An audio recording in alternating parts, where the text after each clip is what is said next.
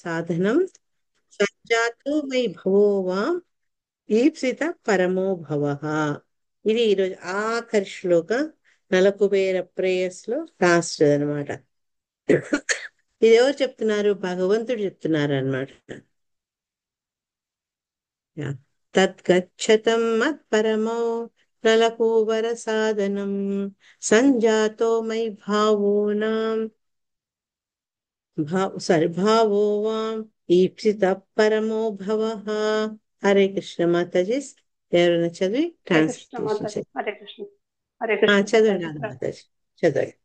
తద్గచ్చతం మత్పరామౌ నలకుబారా సాధనం సంజాతో మయి భావో వామిప్సిత పరమో భవ. మాతాజీ మళ్ళీ ఓ ఒక్కసారి నలకుబార. చదవరా?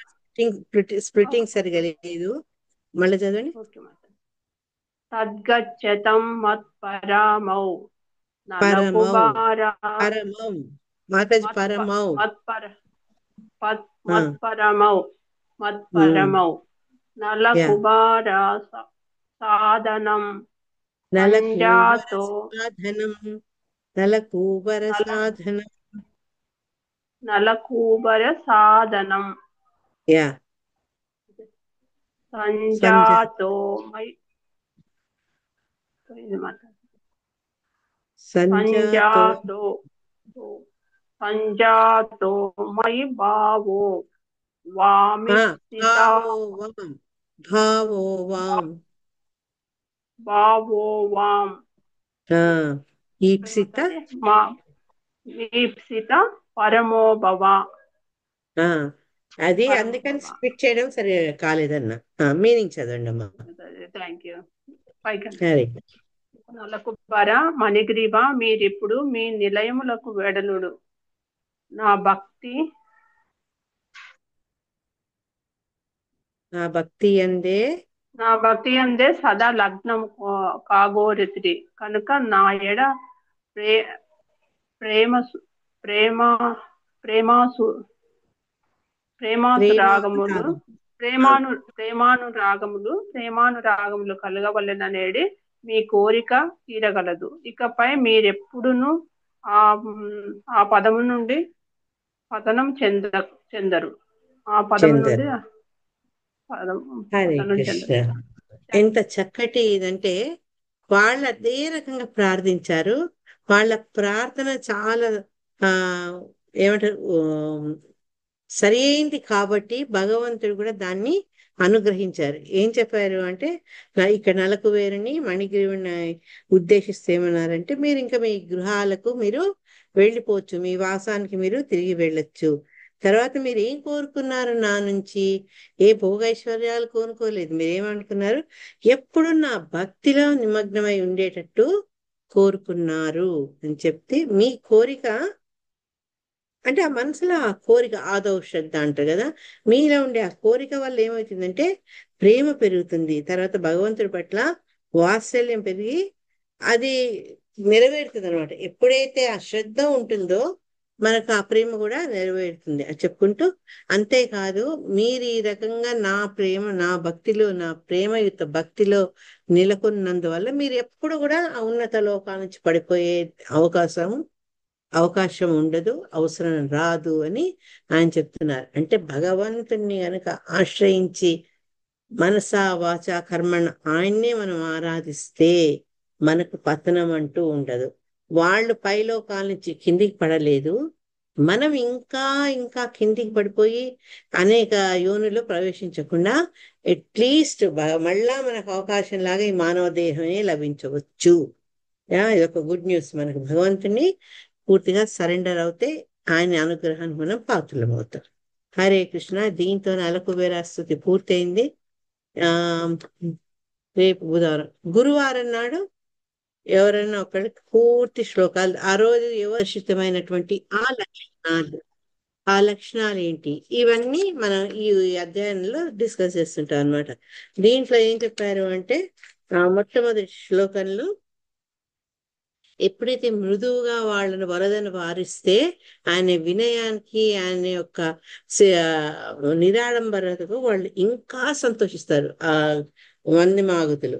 అప్పుడు వాళ్ళు ఏంటి అంటే ఆ మునులు వాళ్ళు చెప్పిన విధంగా మళ్ళా మహారాజుని మహోన్నతంగా పొగడడం, కీర్తించడం మొదలు పెడతారనమాట. ఆయనలో ఇప్పుడు ప్రస్తుతానికి లేనప్పటికీ లక్షణాలు త్వరలోనే అన్ని ప్రకటితమవుతాయి కాబట్టి ఆ విషయాన్ని తెలుసుకున్న జ్ఞానులైనటువంటి మునులు పెద్దలు చెప్పడంతో వీళ్ళు మళ్ళా ఆ పృథు మహారాజు వద్దు అని అన్నా కూడా వీటితో పొగడడం మొదలుపెట్టారు. ఎందుకంటే వాళ్ళ డ్యూటీ అది, వాళ్ళ కర్తవ్యం అది. అతను సామాన్యుడు కాదు. అందుకని వీళ్ళు ఏమన్నారంటే రెండో శ్లోకంలో, నువ్వు సామాన్యుడు కావు, నువ్వు ఆ విష్ణు భగవంతుడి యొక్క అవతారము నువ్వు అని చెప్పి, భగవంతుడి నిర్ణయం వల్ల, భగవంతుడి కరుణ వల్లే నువ్వు ఈ ధరణి మీద అవతరించావు. కాబట్టి నువ్వు నువ్వు చేయబోయే పనులను కీర్తించడం మా డ్యూటీ ఇది. అట్లని మేము చేయగలమా, పూర్తిగా నిన్ను కీర్తించగలమా అంటే అది మా వల్ల సాధ్యం కాదు, అంత గొప్ప వ్యక్తివి నువ్వు అని చెప్పి. ఎవరితో పోల్స్తున్నారు అంటే బ్రహ్మాది దేవతలు, వాళ్ళు అంతంత ఎక్స్పర్ట్స్. వాళ్ళే నీ యొక్క కర్మల్ని వాళ్ళు పూర్తిగా వర్ణించజాలరు, అంత పదజాలం వాళ్ళకి లేదు. అట్లాంటిది వేణు శరీరం నుంచి ఉద్భవించినప్పటికీ కూడా నువ్వు ఇంత గొప్పవాడు, నిన్ను పొగడేందుకు మాకు ఆ కెపాసిటీ, ఆ సామర్థ్యం లేదు అని చెప్తున్నారు. ఇక్కడ రెండు, వాళ్ళ వినయం ఒకటి, ఆ పృథువు మీద ఉండే ఆ గౌరవము, అతని యొక్క స్థానాన్ని తెలుసుకునేందుకు వాళ్ళు ఎలా బిహేవ్ చేశారు, ఎలా ప్రవర్తించారు అనేది ఇది మనకు తెలుస్తుంది ఈ శ్లోకం ద్వారా. మూడో దాంట్లో ఏం చెప్తున్నారంటే ఆ నిన్ను పొగిడే శక్తి మాకు లేదు, నీ నీ చర్యలకు తగినంత పొగిడే సామర్థ్యం మాకు లేనప్పటికీ కూడా నిన్ను కీర్తించాలనే కోరిక కలిగి ఉన్నాము మేము అని చెప్పి. మళ్ళీ మనం ముందులో అనుకున్నట్టు ఈ ప్రామాణికులు అంటే ఎవరైతే ప్రామాణికులైనటువంటి ఆచార్యులు మునులు ఉంటారో, విద్వాంసులు, వీళ్ళందరూ కూడా చెప్పబట్టి మాకు తోచినట్టుగా, మాకు వీలైనట్టుగా నేను కీర్తించేందుకు మేము ప్రయత్నం చేస్తాము. భగవంతుణ్ణి పిలిచేటప్పుడు, భగవంతుని ప్రార్థించేటప్పుడు వీలైనంత మటుకు ద బెస్ట్ అన్నమాట, ఉత్తమ శ్లోక కాబట్టి భగవంతుడు చక్కటి పదజాలంతో భగవంతుడిని కీర్తించాలి. మాకు అది లేదు, మాకు అంత క్వాలిఫికేషన్ కూడా లేదు, అనర్కులం, మేము చాలా అల్పులము. కానీ పొగడేందుకు ప్రయత్నిస్తాం. ఎందుకు అంటే నువ్వు భగవంతుని అవతారము, తర్వాత నీవు చేసే కర్మలు, నీ వల్ల చేయబడే కర్మలన్నీ కూడా చాలా ఉదారమైనటువంటివి, తర్వాత అందరితోటి పొగడబడేవి, అందుకని మేము పూర్తికి తెచ్చే ప్రయత్నం చేస్తాము అని చెప్తారు. నాలుగవ శ్లోకంలో ఏం చెప్పారంటే ఆ, ఈ పృథువు రాజులందరిలో కూడా పరమశ్రేష్ఠుడు, ఎందుకంటే ధర్మపాలన చేయడం అతని యొక్క గొప్పతనం అన్నమాట. మనం దీంట్లో డౌట్ అక్కర్లేదు, భగవంతుడి యొక్క పాలనా శక్తే రూపం పొంది పృథువుగా వచ్చారని తెలుసుకున్నాం మనం. కాబట్టి ఆయన ఏంటంటే తన పాలన ఎప్పుడు ధర్మయుతంగా ఉంటుంది, ధర్మాన్ని రక్షిస్తారు. ఆయన రక్షిస్తూ ఆ రక్షణ భాగంగా అధర్మాన్ని ఎప్పుడు కూడా అతను, అధర్మవర్తులు అంటే అధర్మాన్ని పాటించే వాళ్ళు, భగవంతుని నమ్మని విశ్వాసం లేని నాస్తికులు, వీళ్ళందరినీ కూడా ఆయన చాలా కఠినంగా శిక్షించగలుగుతాడు, దండించగలుగుతాడు అని చెప్తారు. ఈ రోజు శ్లోకంలో ఐదవ శ్లోకం, అమ్మ శ్లోక డిస్ప్లే చేస్తారా? ఇంకా ఈ శ్లోకాలన్నీ ఏంటంటే మన నాలుగో శ్లోకం నుంచి 14 శ్లోకం దాకా ఆ పృథు మహారాజులో అనేక మంది దేవతల యొక్క లక్షణాలు ఏ రకంగా ప్రకటితమయ్యావి అని మనం డిస్కస్ చేసుకుంటాం అన్నమాట. ఐదవ శ్లోకంలో ఆ, ఈ ఇది స్టార్టింగ్ అన్నమాట, ఏ రకంగా ఆ వేరు వేరు దేవతలకు ఉండే ఆ గొప్పతనాన్ని ఈయన ఎట్లా ప్రకటింపజేస్తాడు అని. ఏష వై లోకపాలానాం బిభర్త్యేకస్తనౌ తనూః కాలే కాలే యథా భాగం లోకయోరుభయోర్హితం. హరే కృష్ణ. ఇంతకు ముందు చదివినోడు కాక వేరే వాళ్ళు చదవరా ప్లీజ్? హరే కృష్ణ. హరే కృష్ణ. హరే కృష్ణ మాతాజీ. చేసి మాతాజీ. హరే కృష్ణ. ఏష వై లోకపాలానాం విభత్యేకస్తనౌ తనూః కాలే కాలే యథా భాగం లోకయోరుభయోర్హితం. ఈ రాజు మున్ముందు ఒంటరిగానే తన దేహమున జీవులందరినీ పోషించగలడు. ఆయా లోక కార్యములు చేయుటకై వివిధ దేవతా రూపముల్లో ప్రకటమై ఇతడు జీవులను ప్రసన్నులను కావింపగలడు. జనులు యజ్ఞము చేయనట్లుగా గావించి ఉన్నత లోకములను పోషించి ఇతడు తగినంత వర్షమును కురిగినట్లుగా చేసి కాలక్రమమున ధరిత్రిని పోషింపగలడు. హరే కృష్ణ. Thank you. హరే కృష్ణ. ఈ తాత్పర్యం ద్వారా మనం రెండు విషయాలు తెలుసుకోవాలి. మెయిన్ గా ఇటు యజ్ఞాలు చేయించి ధర్మవర్తనలుగా చేసి ప్రజలతో యజ్ఞాలు చేయించడం ద్వారా ఊర్ధ్వ లోకాలను పోషిస్తున్నారు. తర్వాత వాళ్ళ ద్వారా కురపబడినటువంటి వర్షాలు మొదలైన వాటితో భూమి మీద లోకుల్ని కూడా ఆయన ఉద్ధరిస్తున్నారు. వాళ్ళకు కూడా కావాల్సినటువంటి జలాన్ని అందింపజేయగలుగుతున్నారు అనమాట. సో మనం గుర్తుంచుకోవాల్సిందంటే పృథువు భగవంతుని యొక్క అవతారం. ఈ ఆయన ఎప్పుడైతే ఈ భూమండలం మీద ఆయన అవతరిస్తారో మనం అనేకసార్లు చూస్తున్నాం. ఆయన పార్షదులు కూడా ఆయనతో పాటు వివిధ రకాలుగా ఈ ధరణి మీదకి అవతరిస్తారు. అదే రకంగా ఇక్కడ దేవతలు, ఎవరా దేవతలు అంటే సూర్యుడు, చంద్రుడు, ఇంద్రుడు, వరుణుడు మొదలైన దేవతలందరూ కూడా ఆయనతో పాటు ప్రకటితమయ్యారు అని చెప్తున్నారు అనమాట. చెప్పి ఆ ఈ దేవతల పని ఏంటంటే సాక్షాత్ ఆ భగవంతుని యొక్క అడ్మినిస్ట్రేషన్ కి, ఆయన యొక్క పదవ నిర్వహణకు అనేక రకాలుగా తోడ్పడేవాళ్ళు అనమాట వీళ్ళు. ఎవరు? ఈ దేవత రూపాలు, దేవతలు. అయితే భగవంతుని యొక్క పరిపాలన సవ్యంగా సాగాలి అంటే వివిధ డిపార్ట్మెంట్లలో ఈ దేవతలంటి వాటికి అయినటువంటి కార్యకలాపాలను వాళ్ళు పర్యవేక్షిస్తుంటారు అనమాట. అదే రకంగా ఇక్కడ ఏం చేశారంటే ఎప్పుడైతే పృథువు వచ్చారో ఆయన అందరితోటి ఆయన పదవి నిర్వహించగలిగినట్టే. ఆయన ఎంత సమర్థుడు అంటే తను ఒంటరిగా ఒక్క చేతి మీద కూడా ఆయన అంత జీవుల్ని ఆయన పోషించగలడు. అంటే ఏ దేవతల్లో ఉండే ఆయా లక్షణాలన్నీ కూడా ఈయన కలిగి ఉన్నవాడు. కాబట్టి ఎట్లయితే వివిధ దేవతలు వేరు వేరు కార్యకలాపాలు చేస్తారో అదే రకంగా ఈయన కూడా ఆ కార్యక్రమాలు చేస్తూ ప్రజల్ని ఆనందంగా ఉంచగలరు అని చెప్తున్నారు అనమాట. దానికి అంటే దేవతలు తృప్తి పడాలి అంటే మనం ఇద్దరికి నేర్చుకున్న భగవద్గీతలో 3వ అధ్యాయంలో మాట్లాడతారు. దాంట్లో ఈ వాటర్ సైకిల్ వచ్చింది. అన్నాద్భవంతి భూతాని పర్జన్యాద్ అన్న సంభవ యజ్ఞాద్భవతి పర్జన్యం యజ్ఞ కర్మ సముద్భవ. అంటే మన ఈ జీవుల యొక్క పోషణ కోసం మన దేహాలకి ఏంటంటే ఆహారం, ధాన్యాల మీద ఆధారపడి ఉంటుంది.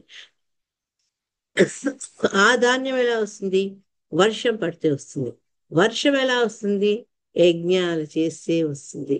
ఆ యజ్ఞాలు చేసినప్పుడు ఎవరు సంతోషిస్తారు? దేవతలు సంతోషిస్తారు. ఇవన్నీ పరస్పరం ఒకదాని మీద ఒకటి ఆధారపడతారు. దీన్ని మనం సైన్స్ లో సైకిల్ ఆఫ్ రెయిన్ అంటారు. అంటే వర్షం ఎట్లా కురుస్తుంది అంటే సూర్యుడు, సూర్యకాంతి అది మొదలు పెట్టుకుంటూ ఇవంతా చెప్తారనమాట. కానీ మనకు భగవద్గీతలో శాస్త్రాల్లో చెప్పింది ఏంటి అంటే దేవతలు ఆనందిస్తే వాళ్ళ వల్ల మనకు కానుకలాగా ఇవన్నీ లభిస్తాయి. కానీ ఆ దేవతలు ఆనందించాలంటే మనం యజ్ఞయాగాదని తప్పనిసరిగా నిర్వహించాలి. ఒక ధర్మపాలకుడైనటువంటి రాజు తన యొక్క ప్రజని ఈ యజ్ఞాలు యాగాలు చేసేందుకు ప్రోత్సహించాలి. మరి ఇక్కడ సాక్షాత్ భగవంతుడే వచ్చాడు కదా, ఆయన ఏం చేస్తారు? అందరినీ యజ్ఞ కర్మలో పాల్గొనేటట్టుగా ఆయన నిర్దేశిస్తారనమాట. ఇట్లా ఉండడం వల్ల ఏంటంటే వాళ్ళకి ఏ కరువు కాటకాలు, ఎటువంటి లోటుపాట్లు, దుఃఖాలు ఏమీ ఉండవు. అంత హ్యాపీ సీన్ అనమాట. కానీ మరి అప్పుడు అట్లా ఉంది, ఇప్పుడు ఇట్లా ఎందుకు లేదు అని మనకు అనిపిస్తుండొచ్చు. దానికి కారణం పృథువు లాంటి పాలకుడు మనకి ఇప్పుడు లేడు కలియుగంలో. దీంట్లో ఏంటంటే ఈ వివిధ రాజ్యాలను పాలించేటువంటి రాజ్యాధికారులు వీళ్ళు ఆ జ్ఞానం వాళ్ళలో లేదు. అంటే ధర్మ కార్యాలు చేయడం ద్వారా, దేవతల్ని మెప్పించడం ద్వారా ప్రకృతి పరంగా వచ్చే వైపరీత్యాలను అంటే అతివృష్టి, అనావృష్టి మొదలైనవి ఇవన్నీ సంభవించకుండా వాళ్ళని ప్రసన్నం చేయడం ఎలా అవుతుంది అంటే యజ్ఞము ఇవన్నీ చేయాలి అని. కానీ ఇక్కడ వీళ్ళు ఏంటంటే మతరహితమైన ప్రభుత్వం అని చెప్పుకుంటూ ఇటువంటి వాటిని వాళ్ళు ఎంకరేజ్ చేయట్లేదు. ఇప్పుడు మన దగ్గర చూడండి, ఇంతవరకు ఇట్లా ఎన్నడూ ఇంత బాహ్యంగా జరగకపోయేది. ఒకసారి ప్రధానమంత్రి మోడీ వచ్చినాకేంటి, ఆయనే పోయి బద్రీలో పోయి యోగా చేయడము, ఐ మీన్ సమాధిలో ఉండి ఆయన పూజించడము, పోయి గంగాధరి నదికి హారతి ఇవ్వడము, తర్వాత భగవద్గీత గురించి వేరే వేరే కంట్రీస్ పోతే వాళ్ళకి భగవద్గీత గిఫ్ట్ చేయడం. అంటే ఆయన రాజు ఒక నిరతి వల్ల, ధర్మాన్ని పాటించడం వల్ల మిగతా వాళ్ళని కూడా ఆ రకంగా ఫాలో అయ్యేటట్టు అతను వా పృథువు మా రాజ్యాన్ని పరిపాలిస్తాడనమాట. కానీ ప్రస్తుతంలో చాలా మందికి ఈ యజ్ఞాల గురించి కానీ ఇవి చేయడం వల్ల మనకు వచ్చే ప్రయోజనం కానీ ఐడియా లేదు. కాబట్టి వాళ్ళు ఎంతో గొప్ప గొప్ప ప్లాన్స్ వేసినా కూడా అది విజయవంతం కాదు. అది శిలా ప్రభుపాద చెప్తున్నారు. కేవలం ప్రణాళికలు మాత్రమే రూపొందిస్తారు, అవి ఎల్లప్పుడూ విఫలమవుతాయి. ఎన్నో ప్లాన్స్ కానీ అవన్నీ కూడా సక్సెస్ కాదనమాట.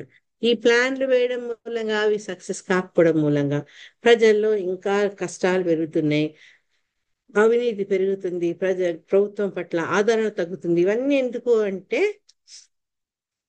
సరైనటువంటి అవగాహన లేకపోవడం వల్ల. అందుకని శిల ప్రభుపాదాన్ని పరపోట్లు ఏం చెప్పారంటే, మనకు శాస్త్రాలన్నీ ఏం చెప్తున్నాయి, ఈ కలియుగంలో ఆ మనకి ఇవ్వబడినటువంటి విధి ఎట్లా అంటే, ఎన్నో రకాల పారాసెటమాల్స్ ఉంటాయి ప్రపంచంలో, మెడిసిన్స్ లో.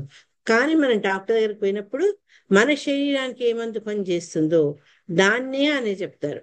పెరడాలు తీసుకోవాలన్నా, క్రోసిన్ తీసుకోవాలన్నా, డోలో తీసుకోవాలన్నా అవన్నీ డాక్టర్ చెప్తారు. అదే రకంగా శాస్త్రాలు ఏం చెప్పారంటే, ఈ ఈ కలియుగంలో వాడి కలి యొక్క ఎఫెక్ట్ను, కలి యొక్క ప్రభావాన్ని తగ్గించుకోవాలి అంటే మనకు ఒకటే ఒకటే ఒకటే సాధన. హరే నామైవ హరే నామైవ కేవలం కలో నాస్సేవ గతిరన్యద. ఇంకో దిక్కు లేదు. మనకు హరినామాన్ని జపించడమే మనకు ఒకటే మార్గం అన్నమాట. ఈ రకంగా ఆ మంత్రాన్ని ఎప్పుడైతే గవర్నమెంట్ పాలనాధికారులు కొంచెం ధర్మచింతన ఉంటే వాళ్ళు ప్రజల్ని ఈ పని చెయ్యి అని వాళ్ళు ప్రోత్సహిస్తారనమాట. లేకపోతే ఇక వాళ్ళు ఈ రాజుతో పాటు ఈ ప్రజ కూడా కష్టాలు పాలవ్వాలి. 6వ శ్లోకంలో వసుకాల ఉపాదత్తే కాలే ఛాయం విముంచతి సర్వేషు భూతేషు ప్రతపన్ సూర్యవద్ విభు.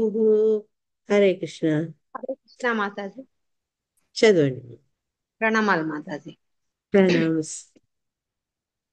వసుకాల ఉపాదత్తే కాలే చాయం విముంచతే సమస్తర్వేషు భూతేషు ప్రతపన్ సూర్యవద్విభు.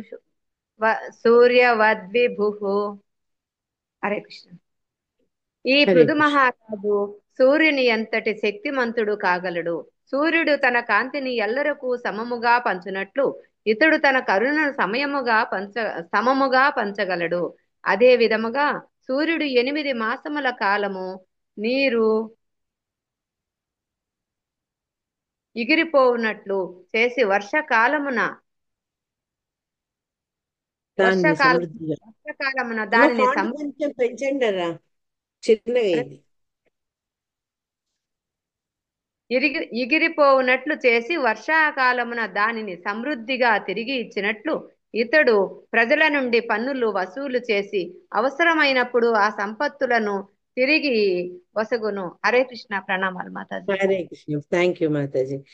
ఇక్కడ ఫస్ట్ ఏమన్నారు, ఆయనతో అందరి దేవతలు చేసే కార్యక్రమాలని కూడా చేయగలిగినటువంటి శక్తి గలవాడు అని మనకు 5వ శ్లోకం చెప్పారు. 6వ శ్లోకంలో సూర్యుడితో పోలుస్తున్నారు అనమాట. అంటే సూర్యుడు ఏ రకమైనటువంటి విధులు చేస్తారో ఆ విధుల్ని చేసే సామర్థ్యం పృథు మహారాజులో ఉంది అని చెప్తున్నారు. ఈయన గురించి ఏం చెప్పారు, ఫస్ట్ థింగ్ అది సూర్యుడంతా శక్తివంతుడు. సూర్యుడు ఏం చేస్తాడు, ఎన్నో వేల మైళ్ళు కాంతి సంవత్సరాల దూరంలో ఉంటారు ఆయన మనకు. కానీ అందరికీ వీళ్ళు వాళ్ళు ఇక్కడ అక్కడ అని కాకుండా అందరికి తన కాంతిని నిష్పక్షపాతంగా సమానంగా పంచిపెడతారు. అరే ఇక్కడ జన సముదాయం ఉంది, వీళ్ళకి కావాలని నా వెలుతురు అక్కడ అడవుల్లో ఉన్నారు వాళ్ళకి అక్కర్లేదు అట్లా కాదు, అందరికి సమానంగా ఆయన సూర్యకాంతిని పంచుతారనమాట. అంతేగాక ఏం చేస్తారంటే సూర్యుని కిరణాలు సుమారుగా 8 నెలలు ఎప్పుడు కూడా ఆ సూర్యకిరణాల వల్ల ఈ సముద్రంలో నీరు ఏమవుతుంది, ఇవాపరేట్ ఎగిరిపోతుంది. ఆ ఎగిరిపోయి ఎప్పుడైతే సూర్యుడిని ఆ మబ్బుల్ని చేరుతుందో నీళ్లు, ఆయన తన సొంతానికి వాడుకోరు. మళ్ళీ ఏం చేస్తారని వర్ష రూపంలో మనకి ఇచ్చేసేసారు అనమాట. మన దగ్గర నుంచి మనకు చెందిన సముద్రాల నుంచి నదుల నుంచి తీసుకున్న నీళ్లను మళ్ళా సూర్యుడు వర్ష రూపంలో వాపస్ చేస్తారనమాట. దాన్ని ఎలా చెప్పారంటే రాజు, ధర్మవంతుడైన రాజు ప్రజల నుంచి పన్నులు గ్రహించి వాటిని మళ్ళా ఎప్పుడైతే వాళ్ళకి అవసరం ఉంటుందో అప్పుడు ఆ సంపత్తుల్ని తిరిగి ఇచ్చేస్తారనమాట. మేముండే ఈ ప్రాంతాల్లో మా దగ్గర నుంచి పన్నులు వసూలు చేయరు. అదొక పెద్ద అట్రాక్షన్ అన్నమాట. ప్రపంచంలో నలుమూలలు వచ్చి ఇక్కడ ఉండేందుకు కారణం. ఎటువంటి ట్యాక్సులు ఉండవు అనమాట. ఇన్కమ్ మీద ట్యాక్స్ ఉండదు. సో అయినప్పటికీ అరే మీరు డబ్బులు ఇవ్వట్లేదు, మేము మీకు కావాల్సిన వసతులు కల్పించమని అనట్లేదు ప్రభుత్వం. చక్కగా అందరికి కూడా కావాల్సినటువంటి వసతులు అందిస్తుంది. ఉచితంగా వైద్యం ఒక దశ దాకా, ఒక స్టేజ్ దాకా అందరికీ ఫ్రీ. ఇప్పుడు ఏంటంటే ఇన్సూరెన్స్లు ఇవన్నీ ఉన్నాయి, కానీ ఇప్పటికి కూడా ఇచ్చుకోలేని వాళ్లకు అవసరమైన వైద్య సహాయం ఫ్రీగా చేస్తుంది. అట్లే ఇక్కడ ఉండే వాళ్లకు అంటే మనం వదిలేసేయండి, వీళ్లకు ఫ్రీగా భూమి ఇవ్వడము, ఇల్లు కట్టుకునేందుకు ఉచితంగా లోన్లు ఇవ్వడము, ఇంట్రెస్ట్ ఫ్రీ లోన్స్, ఇట్లా ఎంతో అంటే తన ప్రజను రాజు అంత బాగా చూసుకుంటాడు అనమాట. కానీ ఇక్కడ మనకేం చెప్పారు అంటే శిలా ప్రభుపాదులు ఇప్పుడుండే ఎవరైతే మనల్ని పరిపాలిస్తున్నారో వాళ్ళు మన దగ్గర నుంచి ఎప్పుడైతే పన్నులు కింద తీసుకుంటారో వాటిని దుర్వినియోగం చేయకుండా విపత్కర పరిస్థితుల్లో మళ్ళా ప్రజలకే ఇవ్వాలి అని చెప్తున్నారు. న్యాచురల్ కెలామిటీస్ వస్తాయి, వచ్చినప్పుడు మరి ఆస్తి ధ్వంసం ఇవన్నీ అవుతాయి. అప్పుడు ఏం చేయాలి మరి? ప్రభుత్వము వీళ్ళ నుంచి పన్నుల రూపంలో తీసుకున్న డబ్బుల్ని మళ్ళా తిరిగి ఇవ్వాల్సిన బాధ్యత ప్రభుత్వం అనమాట. అది చెప్పుకుంటూ ఎప్పుడైతే పన్నుల రూపంలో ధనం వస్తుందో అప్పుడు ప్రభుత్వం దాన్ని విపరీతంగా ఖర్చు పెట్టి మంత్రులకు వాళ్ళందరికీ ఆలిషాన్ బంగ్లాలు, కార్లు, గార్డ్స్ ఇట్లా ఇచ్చి ప్రజల సొమ్మును వృధా చేయకూడదు అని శిలా ప్రభుపాదులు వారు చెప్తున్నారు అనమాట.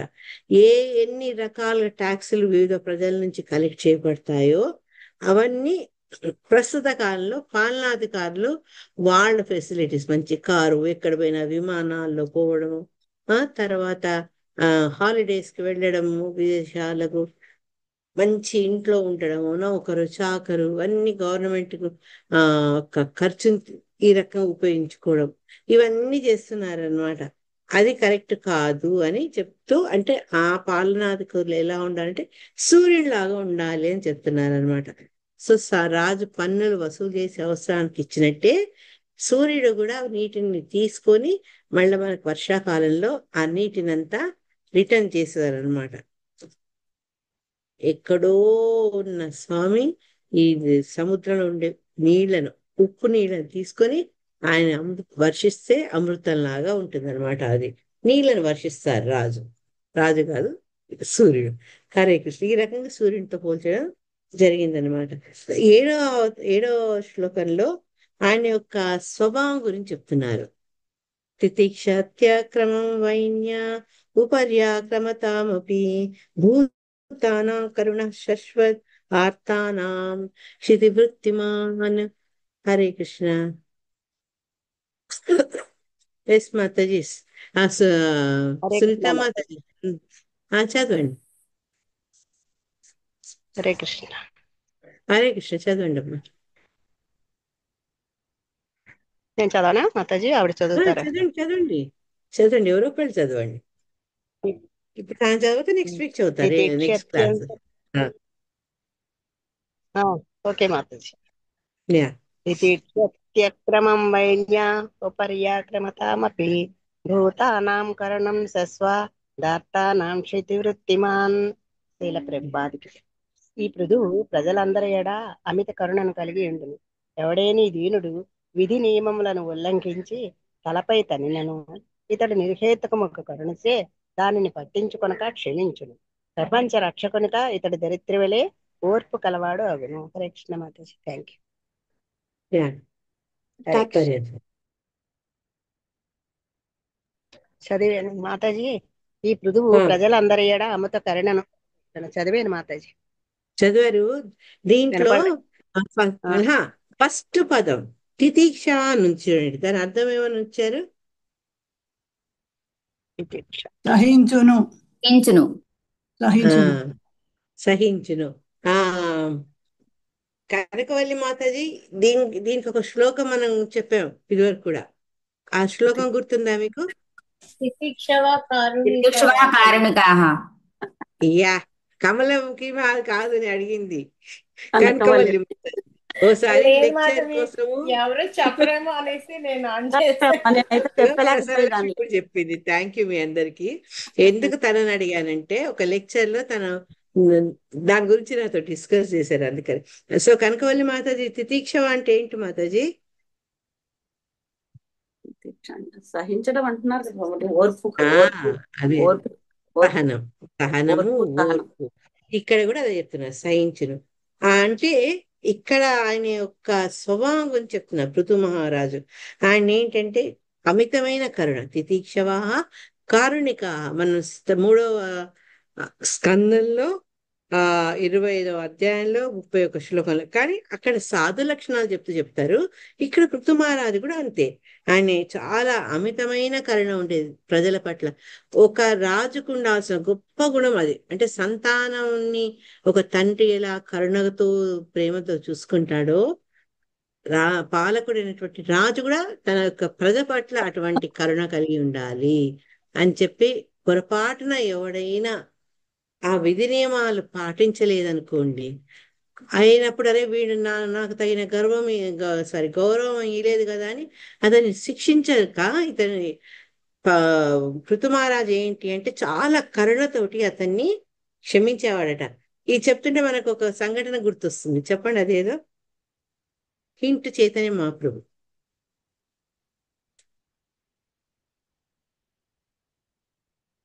హరే కృష్ణ. చైతన్య కదా మాతాజీ. చెప్పండి జయశ్రీ మాతాజీ, చెప్పండి. చైతన్య మహాప్రభు అంటే జగాయి మదయనే కదా? కాదా? కాదు, కాదు. ఒకసారి తప్పు చేసినా పట్టించుకోకుండా జగన్నాథ్ పూరిలో ఒక వృద్ధ వనిత ఆయన భుజాలు ఎక్కుతుంది అనమాట. భుజాలు ఎక్కుతుంది ఎందుకు? జగన్నాథుని దర్శనం కోసం. ఆయన కోపగించుకోలేదు. అక్కడ ఆమెకున్న భక్తిని ఆయన సంతోషించారు, భక్తిని గుర్తించారు. కానీ అరే నేనెవరు, నన్ను తొక్కుతుందా ఇవిడని అనుకోలేదు. మనం చూడండి, క్యూలో ఉంటాం, మనల్ని ఎవరైనా తొక్కితే మనకు నిజంగా కరుణ ఉంటుందా? మనం సహించగలమా? ఒక లుక్ ఇస్తాం, ఎంత నాస్టీ లుక్ ఇస్తామో వాళ్ళ వైపు.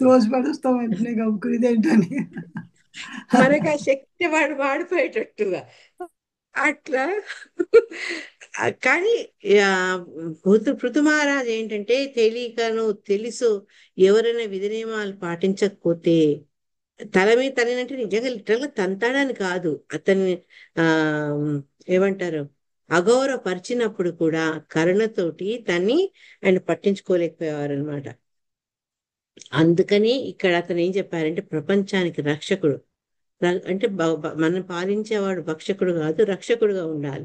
అతను ఎటువంటి సహనాన్ని కలిగి ఉన్నాడంటే ధరిత్రి అంటే భూమికి ఉన్నంత ఓర్పు కలవాడు అని చెప్తున్నారు. ఈ ఓర్పు ఉదాహరణ చెప్పాలంటే ఒకటి భూమి చెప్తాం, ఇంకా రెండు కూడా చెప్పండి. ఓర్పులో పర్ఫెక్ట్. నాగచంద్రిక మాతాజీ మీరు చెప్పింది కరెక్ట్. చెట్టు. మూడవది గంగాదేవి మాతాజీ. గంగాదేవి మానవ తల్లి. శ్రీ. కరెక్ట్ మాతాజీ, థ్యాంక్ యూ. ఈ మూడు అన్నమాట. సరే, మనం ప్రతిదీ ఈ క్రిటికల్ గా ఆలోచించి ఈ తరం ఎట్లున్నారు ఆ తరం ఎట్లున్నారు అనకుండా, ఒక తల్లి సంతానం కోసం ఏదైనా చేస్తుంది.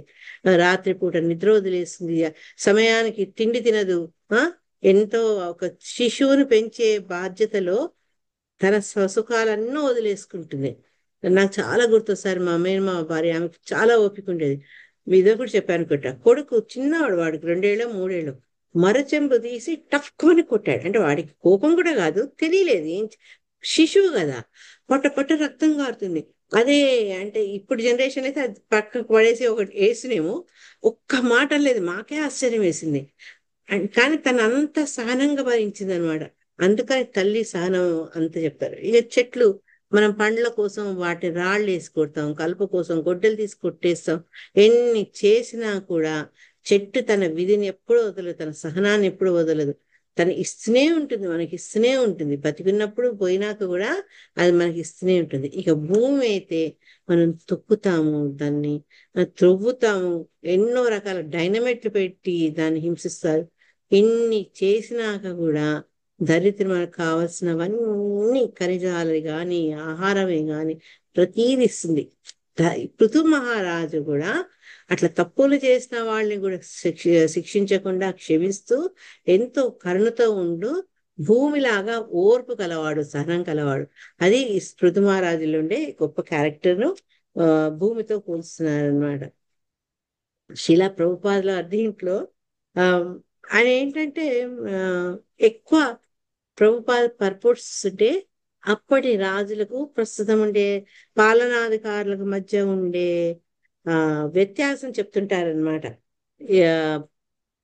పశువులు ఏంటి, భూమి ఏంటి, మానవులతో పశువులతో ఎప్పుడూ తలపై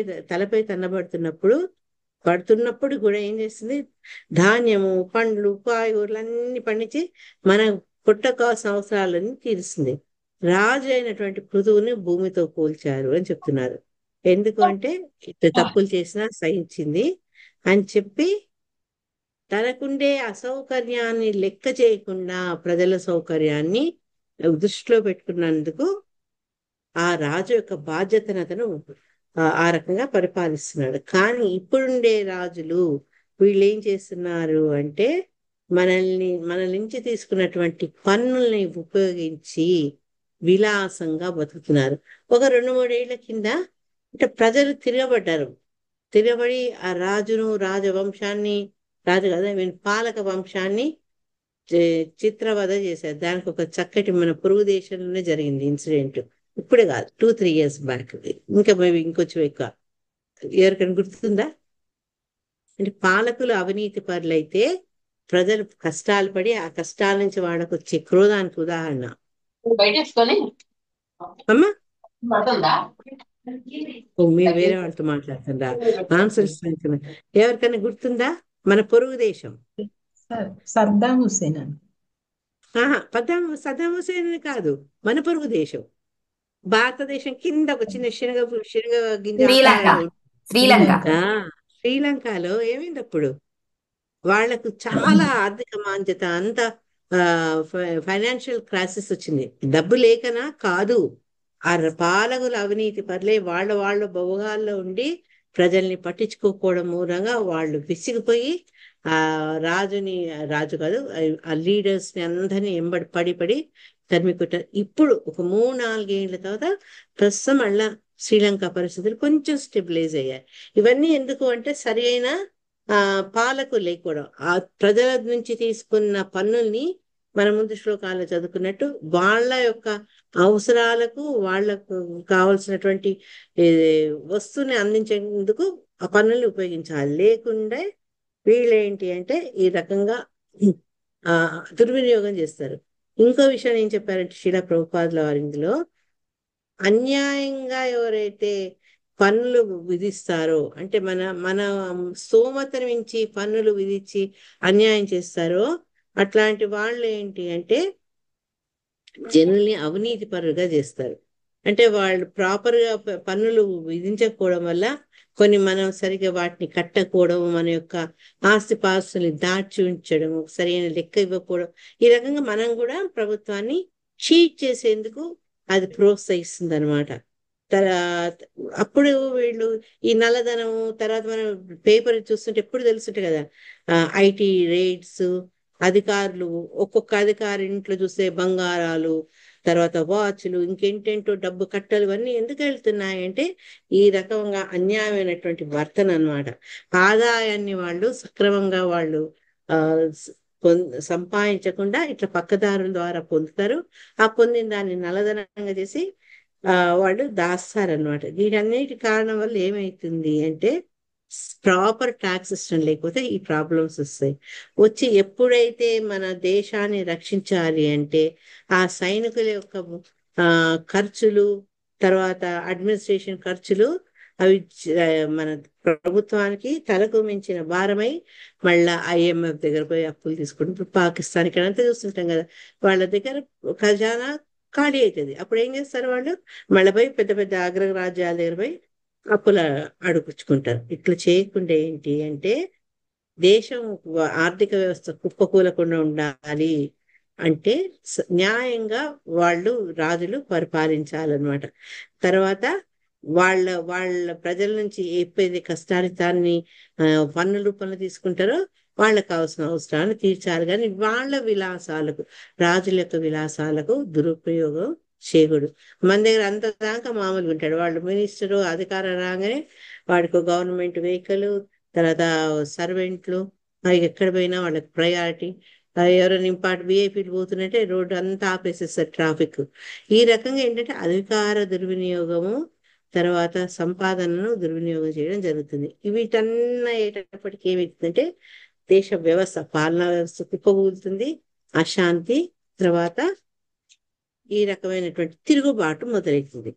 సో ఇవన్నీ చూడండి, ఇవి శిలా ప్రభుపాద యొక్క వర్కౌట్స్ లో ప్రస్తుత సమాజంలో జరుగుతున్నవన్నీ అర్థం చూపించినట్టుగా ఉంటాయి. ఎన్నో ఏళ్ల కింద రాశారు శిలా ప్రభుపాద. ఎయిత్ శ్లోకంలో దేవే వర్షత్యసౌ దేవో నరదేవా వపుర్హరిః పృచ్ఛ ప్రాణా ప్రజా హేష రక్షిత్యజ్ఞసేంద్రవత్. మాతాజీ చదవనా? చదవండి. దేవే వర్షత్యసౌ దేవో నరదేవా వపుర్హరిః కృత్య ప్రాణ ప్రజాయేష రక్షిత్యా రక్షిక్ష్య రక్షిక్ష్యాత్యజ్ఞ సేంద్రవ్రత్. రక్షిష్యతి మాతాజీ, రక్షిష్యతి అంజసేంద్రవత్. మాతాజీ మరొకసారి చెప్పండి. స్ప్లిట్ రక్షిత్య చేస్తే మరి మీరు విభజించి చదివితే రక్షిష్యతి అంజస ఇంద్రవత్. అట్లా కాకుండా ఫుల్ వర్డ్ చదువుతా అంటే రక్షిష్యత్ అంజస ఇంద్రవత్. ఓకే మాతాజీ. ఇట్లనే చేయండి. రక్షిష్యతి అంజనా ఇంద్రవత్. కరెక్ట్. అంజస, అంజనా కాదు, అంజస. అంజస. Okay okay. అంజస ఇంద్రవత్. వర్షం కురియక జలాభావంచే జనులు గొప్ప ప్రమాదమునకు గురి అయినప్పుడు ఈ నరదేవుడు స్వర్గరాజుకు ఇంద్రుని వలె వర్షమును కురిపించగలడు. ఆ విధముగా ఇతడు ప్రజలను క్షామం నుండి సులభంగా రక్షించగలడు. హరే కృష్ణ. హరే కృష్ణ. ఇక్కడ ఇంద్రుడితో పోలుస్తున్నారు. ఎప్పుడైతే మన యొక్క అవసరాలు ప్రధాన అవసరాలు తీరాలి అంటే వర్షాలు కావాలి. వర్షం కురవకపోతే ఏమవుతుంది? అనావృష్టి వస్తుంది. దానివల్ల ఏంటంటే మనకు ఆహారం దొరకదు. ఆహారం దొరకకపోతే క్షామం. ఆ తర్వాత దాన్ని ఏదో అంటారు, ఇథోపియా, వీటన్నిటిలో చూస్తాం స్కేర్ సిటీ అన్నమాట. ముందు దాన్ని ఏదో అంటారు, నాకు మళ్ళీ గుర్తుకొచ్చినప్పుడు చెప్తా. అంటే ఈతి బాధలు పెరిగిపోతే క్షామం పెరిగిపోతుంది కదా, అదనమాట. ఇంగ్లీష్ లో పదం ఉంది.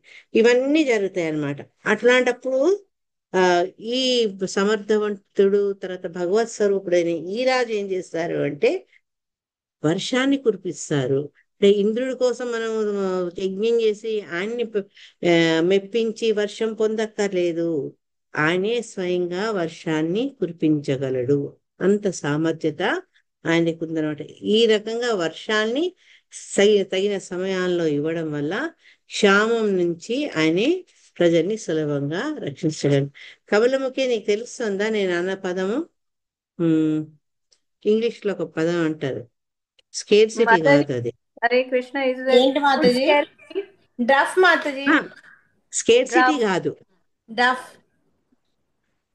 ఫ్యామినాను ఏదో వస్తుంది కదా మాతాజీ. లేదు, డఫ్ అంటారు. అది డాట్ కూడా కాదు, ఫెమైన్ మళ్ళీ కాదు, గుర్తుకొచ్చి చెప్తాను. ఫెమైన్ ఏంటమ్మా? కాదేమో, ఫెమైన్ ఏంటి? కాదేమో మాతాజీ, డఫ్ ఎస్, అంటారు కదా. ఎస్, నువ్వు చెప్పిందే కరెక్ట్, ఫిమేల్. ఎస్. అంటే కరువు కాటకాలు ఎప్పుడైతే ఉధృతమవుతాయో మన నేను క్షామం చెప్పాను అంటారు అది. మాతాజీ. హరే కృష్ణ. చెప్పండి నాచంద్రిక మాతాజీ. అదే ఫెమైన్ అని చెప్పాను మాతాజీ. చెప్పారా? Thank you. అయితే మీకు కనుక కమలముఖి ఇద్దరికి థ్యాంక్స్. ఇక్కడ శిలా ప్రభుపాదుల వారు స్వచ్ఛంగా చెప్తున్నారు. పృథు మహారాజును ఇటు ఇంద్రుడితో పోల్చారు, అటు సూర్యునితో కూడా పోల్చారు అని చెప్తున్నారు అనమాట. ఈ సూర్యుని యొక్క డ్యూటీ ఏంటి మరి అంటే మనం ఇంతకుముందు చదువుకున్నాం కదా, భగవంతుని యొక్క పాలనా వ్యవస్థలో వివిధంగా సహాయం చేసేవాళ్ళు, హెల్పర్స్, సహాయకులు ఎవరు అంటే ఇది దేవతలు. ఈయన డ్యూటీ ఏంటంటే భూమి మీద మిగతా లోకాలు కూడా వర్షాన్ని కురిపించే బాధ్యత స్వర్గాన్ని పరిపాలించే ఇంద్రుడిదనమాట. ఒకవేళ ఇంద్రుడు వానలు ఇయ్యకపోతే, తన పని తను నిర్వర్తించకపోతే ఋతువు తనంతట తనే స్వయంగా వర్షాన్ని కురిపిస్తారు అని చెప్తున్నారు. అంటే ఆయన యొక్క గొప్పతనం అని చెప్తున్నారు అనమాట. ఆ ఇంద్రుడికి ఎందుకు వానలు ఇవ్వడు అంటే, ఆయన ప్రీత్యర్థం కోసం ఎప్పుడైతే ప్రజలు యజ్ఞాన్ని చేసి ఆయనకు ఆహుతులు ఇవ్వరో అప్పుడు ఆయనకు కొంచెం అలుగుతాడు. దీన్ని మనకు భాగవతంలో ఒక ఉదాహరణ చెప్తారు. ఏంటది? ఈ రోజు అమ్మా గోవర్ధనగిరి దాంట్లో వస్తుంది. ఎస్, గోవర్ధన పర్వతం. అప్పుడు ఏంటి, అంత అందరు ప్రయత్నాలు చేస్తుంటే ఇంద్ర పూజకి కృష్ణయ్య వెళ్ళి, ఎందుకు మనం గోవర్ధనం పూజిద్దాము, గోవర్ధన మూలంగానే ఎంతో మంచి మనకు వర్షాలు కురుస్తున్నాయి, మన ఆవులన్నిటికీ మేత దొరుకుతుంది, మేమంతా ఆడుకుంటున్నాం, మనందరికీ ఎన్ని రకాలుగా ఉపయోగం ఉన్న గోవర్ధన చేయాలి, కనపడని ఇంద్రుడి కోసం ఎందుకు అనేసి ఆయన చెప్తారనమాట. చెప్పంగానే నందమహారాజు మిగతా గోపులు ముందు కాదన్న తర్వాత వాళ్ళు కన్విన్స్ అయ్యి అదే రకంగా చేసేటప్పటికి ఇంద్రుడికి కోపం వస్తుంది. కోపం వచ్చి ఆయన ఏం చేశారు, విపరీతమైన వర్షంతో ఈ గోపల్లను రేపల్లను ముంచేయాలనుకున్నారు. కానీ స్వామి ఏం చేశారు, ఆ గోవర్ధన పర్వతాన్ని ఉద్ధరించి గోవర్ధన ఉద్ధారణ చేసి 7 రోజులు 7 రాత్రులు మొత్తం అక్కడున్న అందరినీ, అంటే మనుషులు, పశుపక్షాదులు అందరినీ కూడా ఆయన కాపాడారనమాట. అదే రకంగా పృథువు కూడా ఏంటి అంటే, తనకుండే ఆ శక్తి వల్ల ఇంద్రుడు గనక ఆయన ఒక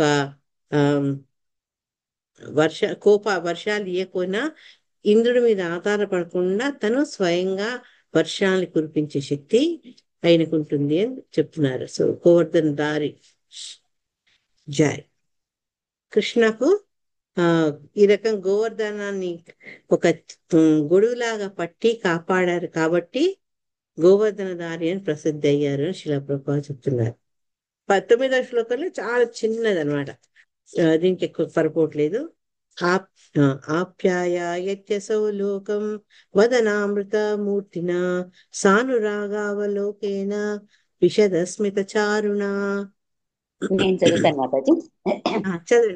ఆప్యాయయత్తసౌ లోకం వదనామృతమూర్తినా సానురాగావలోకేన విశదస్మిత చారుణ. ఈ పృథు మహారాజు అనురాగపూర్వకమగు చూట్కులతోనూ ప్రజల ఎడ అమితానురాగము కలిగిన దరహాసపూర్ణమగు చంద్రవదనముతోనూ ఎల్లరి శాంతిని వృద్ధి చేయగలడు. హరే కృష్ణ. Thank you. హరే కృష్ణ. మనకు సూర్యుని చూసేందుకు ఇష్టం అనిపిస్తుందా, చంద్రుని చూస్తే ఎందుకు ఇష్టం అనిపిస్తుందా? ఎస్. ఎందుకు పద్మజ, మీకు సూర్యుడు ఎందుకు చూడాలి, చంద్రుడు ఎందుకు చూడాలనుకుంటారు? చల్లగా ఉంటారు, చల్లగా, శాంతంగా, ఆహ్లాదంగా ఉంటుంది. బట్ మనకు సూర్య చంద్రుడు ఇద్దరు కూడా అవసరమే కదా. కానీ చంద్రుని ఎందుకు మనం ఇష్టంగా చూడాలంటే ఆ తీక్షణత ఉండదు, అది చాలా మృదువుగా ఉంటుంది అనమాట. అదే రకంగా పృథు మహారాజు కూడా ఆయనతో పోలుస్తున్నారు. ఆయన యొక్క చూపులు ఎలా ఉంటాయంటే చాలా అనురాగభరితంగా ఉంటాయట, అనురాగపూర్వకమైన చూపులు. తర్వాత ప్రజల పట్ల అమితమైన అనురాగం.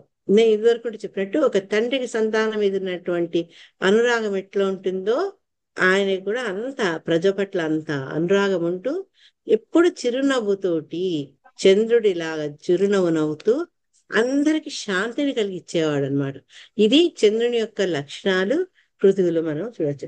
అంటే ఒక్కొక్క దేవత యొక్క లక్షణాలు ఆయనలో ఎట్లా ప్రకటితమవుతున్నాయో మనం తెలుసుకుంటున్నాం.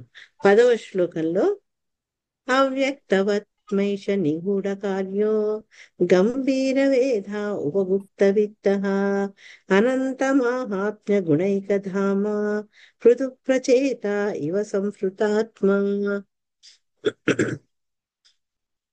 ఎస్ మాతాజీ, ఎవరు? హరే కృష్ణ మాతాజీ, నేను చదవండి చదవండి. అవ్యక్తవర్ణేష నిగూఢ కార్యో గంభీర వేద ఉపగుప్త విత్త అనంత మాహాత్మ్య గుణైకధామ మృదు ప్రచేత ఇవ సంవృతాత్మ. గాయకులు ఇట్లు కీర్తింపసాగిరి: ఈ రాజు అనుసరింపనున్న ఉపాయములను ఎవ్వడును ఎరగజాలడు. ఇతని కర్మలు కూడా అతి గూఢముగా నుండును. ప్రతి కార్యమును ఏ విధంగా ఇతడు జయప్రదము కావింపగలుగునో ఎవ్వడునూ తెలుసుకొనజాలడు. ఇతని సంపత్తి ఎవ్వరికిని తెలియక గోప్యంగా నుండును. ఇతడు అపరిమితమగు మహిమలకు సద్గుణములకు నిధియై విరాజుడును. ఇతని స్థానము చక్కగా కొనసాగుచు సముద్ర దేవతయగు వరుణుడు పూర్తిగా జలముచే కప్పబడి ఉన్నట్లు కప్పబడి ఉండదు. Thank you. హరే కృష్ణ. ఈయన గుణగణాలు చెప్తున్నారు. ఆ గుణగణాలు ఆయన గొప్పతనం ఎలా ఉందట అంటే పోలిక విష్ణువుతోటి, తర్వాత వరుణుడు అంటే ఎవరు? జలాలకు దేవత, జలాలకు అధిపతి వరుణ దేవుడు. వీళ్ళిద్దరితో పోలుస్తున్నారు అనమాట. ఇలా ప్రభుపాద దీంట్లో ఏం చెప్పారంటే, అంటే గాయకులు చెప్పింది క్లుప్తంగా చెప్పాలంటే ఆయన వేసే ప్లాన్స్, ఉపాయాలు ఎవ్వరికి తెలీదు. తర్వాత ఆయన చేసే కర్మలు కర్మలు అంటే మనకు ఆయన ఎందుకు ఇలా చేస్తున్నారు, ఏ ప్రయోజనాన్ని ఆశించేస్తున్నారు మనం అర్థం చేసుకోలేము. తర్వాత తను అనుకున్న కార్యాన్ని ఎలా సిద్ధింపగలుగుతాడు, అంటే ఆ కార్యసిద్ధి ఆయనకి ఎలా వచ్చింది అనేది కూడా మనకి అర్థం కాదు. తర్వాత ఆయనకుండే నిధి, గుప్త సంపత్తి అంటే ఎంత నిధి ఉంది అనేది ఎవరికి కూడా తెలియదు అనమాట. తర్వాత ఎన్నో లెక్కలేని మహిమలు మహత్తులు కలవాడు. ఇంత అని చెప్పాలి. మనం చెప్పుకుంటే కదా భగవంతుడి శక్తులు అపారమని. మనకు తెలిసింది కొన్ని, కానీ ఆయనలో ఎన్నో శక్తులు ఉన్నాయి. తర్వాత ఆయన యొక్క పాలన ఎంత చక్కగా, ఎటువంటి అవరోధాలు లేకుండా ఎట్లా జరుగుతుంది అంటే దాన్ని వరుణుడితో పోల్చారు. మామూలు బయటి చూస్తే ఏంటి, నీళ్లు మామూలుగా ఉన్నట్టు అనిపిస్తుంది. కానీ ఎవరైతే నీళ్ళ అడుగుదాకా వెళ్ళగలిగి చూస్తారో వాళ్ళు అనేక జలచరాలు, తర్వాత ద్వీపాలు, చాలా అత్యద్భుతమైనటువంటి వృక్షాలు, చెట్లు ఉంటాయి అని వాటి చెప్పగలుగుతారు. కానీ మనం బయట నుంచి చూస్తే ఏమీ ఉండవు నీళ్లు తప్పించి. అది అంటే వరుణుడు ఆయన ఎట్లయితే నీటి ద్వారా కప్పబడి ఉన్నాడో, ఆయనకుంటే శక్తి గాని, ఆయనకుంటే సంపత్తు గాని, ఆయన యొక్క కార్యాచరణ గురించి ఏ రకంగా మనకు అందాజా ఉండదో, ఐడియా ఉండదో, అదే రకంగా పృథు పాలన కూడా అదే రకంగా ఉండేదన్నమాట. ఇక్కడ అందుకని శిలా ప్రభుపాదుల వారు సెకండ్ పర్పట్లో ఆయన భాషణలు ఏం చెప్పారు అంటే, ఉపగుప్త విత్త అన్న పదం చాలా ఇంపార్టెంట్ అని చెప్పారు. అది సెకండ్ లైన్ లో గంభీర వేద ఉపగుప్త విత్త అని వస్తుంది అనమాట. ఆ ఉపగుప్త అనే పదం ఎందుకు ఇంపార్టెంట్ అనేది చెప్పే ముందు ఒక్కసారి శిలా ప్రభుపాద ఏం చెప్పారంటే, ప్రతి భౌతిక తత్వానికి ఒక అధిష్టాన దేవత ఉంటాడు. అగ్నికి అగ్నిదేవుడు, వరుణ దేవుడు, వాయుదేవుడు, అట్లా ఈ సముద్రాలకు వరుణుడు ఆయన అధిష్టాన దేవత. బయటికి చూస్తే జీవరహితంగా ఉంటుంది, కానీ లోపల అనేక రకాలైన జీవితాలు ఉంటాయని తెలుసుకుంటారు అని చెప్పి, ఈ పృథు మహారాజు కూడా ఏం ప్లాన్ చేస్తాడో, ఆ ప్లాన్ ని ఎట్లా అమలు పరుస్తారో, అది ఎట్లా విజయవంతం అవుతుందో అది ఎవ్వరికి కూడా అర్థం కాదు. అంటే సముద్రంలో ఏం జరుగుతుందో బాహ్యంగా తెలియనట్టుగా పృథు మహారాజు యొక్క ప్లానింగ్ కూడా ఎవరికి అర్థం కాదు. అంత మంచి స్ట్రాటజీ అనమాట ఆయనది. అట్లా ఉంటారనమాట. అని చెప్పి ఆయన రాచనీతి పథకము నిగ్గముగా గూఢమైంది. ఆయన ప్లానింగ్ ఎవరికి తెలీదు. అంతేగాక ఆయనకి ఎందుకు ఆ విజయం వస్తుంది అంటే ఆయనకుండే మహాన్వితమైనటువంటి శక్తుల ద్వారా. అసాధారణమైన వ్యక్తి కదా ఆయన. అందుకని ఆయనకుండే ఈ శక్తి ద్వారా అతని కార్యాలన్నీ శుభవంతం అవుతాయి అని చెప్పుకుంటూ ఈ రెండో పేరాలు ఏం చెప్పారు అంటే, పృథువు ఎంత ధనం ఉన్నది అనేది, ఆయనకి ఎంత బ్యాంక్ బ్యాలెన్స్ ఉంది అనేది ఎవ్వరికీ తెలియదు.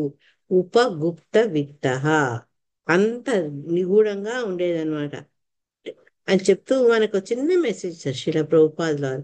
కేవలం రాజే కాదు, ప్రతి ఒక్కరు కూడా తమ కష్టార్జితాన్ని రహస్యంగా పదిలపరుచుకోవాలి. కానీ మనం ఇప్పుడు అట్లా చేస్తున్నామా? ముఖ్యంగా భారతదేశంలో పెళ్లిళ్ళకి ఎంత ఖర్చు పెడుతున్నామంటే, మా ఫాదర్ ఒకసారి ఒక పదం వాడారు, అగ్లీ డిస్ప్లే ఆఫ్ వెల్త్ అని. అంటే మనకుండే ఈ ధన సంపత్తిని వికృతంగా ప్రదర్శించుకుంటున్నాం. మనిషి కుట్టకి ఎంత కావాలి, కానీ 6 రకాల కూరలు, తర్వాత రకరకాల రొట్టెలు, స్నాక్స్, స్వీట్లు. ఒక్క స్వీట్ తింటేనే చాలు, ఎన్నో రకాల స్వీట్లు. ఇవి కాక ఫోటోగ్రాఫర్లు, తర్వాత ఈవెంట్ మేనేజర్లు, విపరీతంగా. ఢిల్లీలో అయితే చాలా ఖర్చు అవుతుందట పెళ్లిళ్లకు. అంటే మనం ఏంటంటే మన ధనాన్ని ఈ రకంగా ప్రదర్శిస్తున్నాం అన్నమాట. కానీ శిలా ప్రభుపాదులు వారు ఏం చెప్తున్నారు, మన కష్టార్జితాన్ని రహస్యంగా ఉంచుకున్నప్పుడు ఏంటి అంటే, అది మన ఈ రకంగా మన విలాసాలకు వాడకుండా, ఎప్పుడేం ఖర్చు వస్తుందో, ఎప్పుడే ఎమర్జెన్సీ వస్తుందో వాటి కోసం వాడుకునేందుకు మనం ప్లాన్ చేసుకోవాలి అని చెప్తున్నారు. మన చిన్నప్పుడు మేము చదువుకునే వాళ్ళం, హనీబీ అనుకుంటా, అది లేకుంటే కుందేలు కష్టపడి అన్ని వానాకాలం దాచుకుంటుంది. ఒక మిడత ఏం పట్టించుకోదు అనమాట, హ్యాపీగా ఆడుతూ పాడుతూ తిరుగుతుంది. తర్వాత వర్షాకాలం వదిలేటప్పుడు తల దాచుకుని జాగుండదు, తినేందుకు తిండి ఉండదు అనమాట. అటువంటి ప్రవర్తన మనకు ఉండకుండా ఎమర్జెన్సీకి తగినట్టుగా మనం కష్ట సమయాలు ఉన్నప్పుడు దాచిపెట్టుకోవాలన్నమాట. దాచిపెట్టుకుని మనం ఎవరి మీద ఆధారపడకుండా మన జీవితాన్ని, మనకు అవసర ప్రయోజనాలను మనం వినియోగించుకోవచ్చు ఆ డబ్బుని. కానీ కలికాలంలో ఇటు గవర్నమెంట్ అట్లా చేయట్లేదు, మనుషులు కూడా ఆ రకంగా చెయ్యట్లేదు అని చెప్తున్నారు అనమాట. ఇవన్నిటి కారణంగా ఏంటంటే ఆర్టిఫిషియల్ డిఫిషియన్సీ, అంటే లోటు బడ్జెట్ రావడము, ధరలు పెరిగిపోవడము, ఇవన్నీ కూడా జరుగుతున్నాయి. మనం అక్కడ ఈ పరిస్థితిలో, ఈ పాలనలో జీవించే ప్రజల పరిస్థితి కూడా దుర్భరంగా అవుతుంది అని చెప్తున్నారు. కాబట్టి పురాతన విధమైనటువంటి డబ్బును దాచడం అంటే లోపిగా బతకమని కాదు, కానీ జాగ్రత్తగా ఉండాలి డబ్బుల విషయంలో. అది రాజులంతా కూడా అట్లే సంపదను జాగ్రత్తగా ఉంచేవాడు. అందుకని చూడండి మన ఆలయాల్లో కూడా ఇప్పుడు త్రివేంద్రంలో కానీ ఆ సంపత్తి చూస్తే వీళ్ళు జనాలకు అందరికి తలకాయ తిరిగిపోతుంది.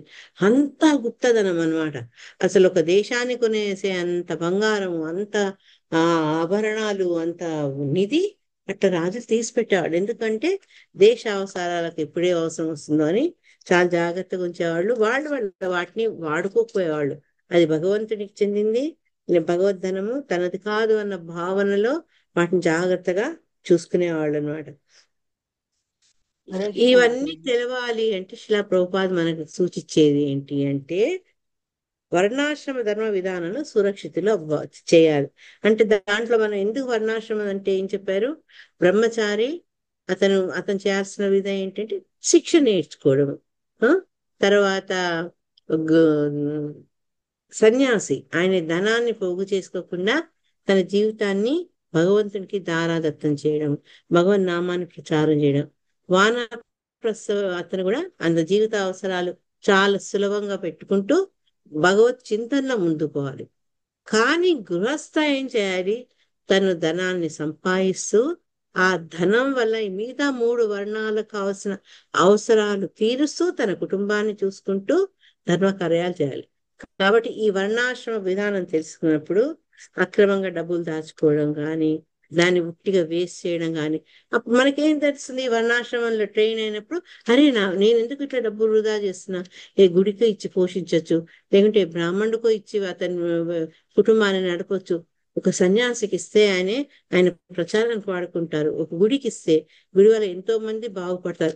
ఈ రకమైనటువంటి ఆలోచన మనకి ఎందుకు వస్తుంది అంటే వర్ణాశ్రమ విధానంలో ట్రైన్ అవుతాయి. అది శిల ప్రభుపాద మనకు సూచిస్తున్నారు. ఆ రకంగా ఎప్పుడైతే మనం ట్రైనింగ్ పొందుతామో అప్పుడు ఆ ధనాన్ని మనం సద్వినియోగంగా చేస్తాము. లేకపోతే ఇంకో ఇదే ప్రదర్శన, ప్రతి దానికి ప్రదర్శన. పిల్ల చీర కట్టింది, దానికి ఒక పెద్దది ఓ బ్యానర్లు, ఫోటోలు, పార్టీలు, అట్లా ప్రతి దానికి మనం విపరీతంగా అనవసరంగా ఖర్చు పెట్టుకుంటున్నాం. లాస్ట్ అయిపోయింది, 10 శ్లోకాలు ఆపేసిన, 11 వెళ్దాం అనుకున్నా. Anyways sorry. హరే కృష్ణ. గ్రంథరాశి